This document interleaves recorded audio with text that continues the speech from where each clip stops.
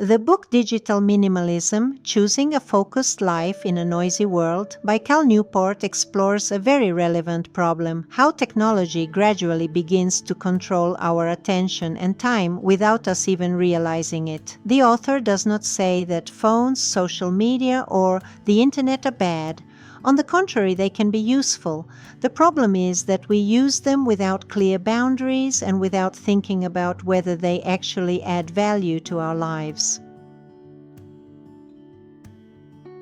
Newport explains that many modern apps are designed to keep us engaged for as long as possible. They use various psychological tricks to make us constantly check notifications, scroll endlessly, and come back again and again.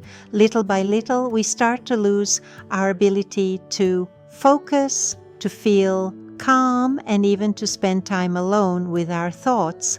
Instead, we fill every free moment with screen time. The main idea of the book is the philosophy of digital minimalism. This means using technology in a much more intentional and limited way. Instead of having dozens of apps and accounts, you choose only the ones that truly help you and make sense for your life. Everything else is removed. The goal is not to give up convenience, but to regain control. The author emphasizes that it's not enough to simply reduce screen time a little or turn off some notifications. These are temporary fixes. What's needed is a change in how you think about technology. You have to ask yourself, does this app really improve my life? Or is it just taking my time? If the answer isn't clear, you probably don't need it. One of the most important ideas in the book is the so-called digital declutter. This is a process where, for about a month, you stop using all non-essential digital services. During that time, you try to fill your days with more meaningful activities: meeting people, exercising, reading, walking, or developing hobbies. After that period, you slowly reintroduce only the technologies that truly matter to you and set clear rules for how to use them. Newport also highlights how important it is to be able to spend time alone without constant distractions. He calls this solitude, not in the sense of isolation, but as a chance to think, reflect, and relax.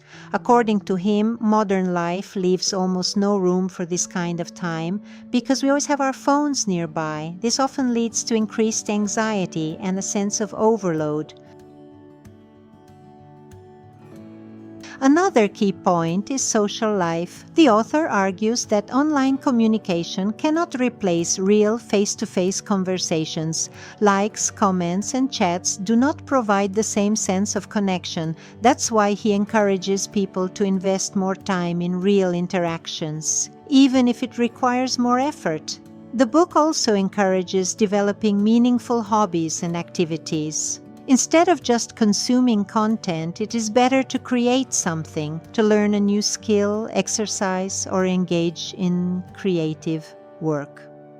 These activities bring much deeper satisfaction than endless scrolling. In the end, the main message of the book is that our attention is a limited resource and we need to protect it.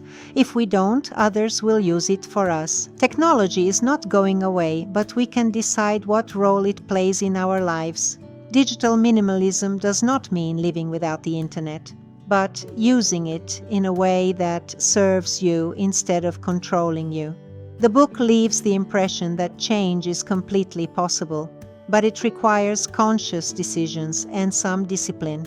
If a person manages to reduce digital noise, they can regain focus, calmness, and time for the things that truly matter.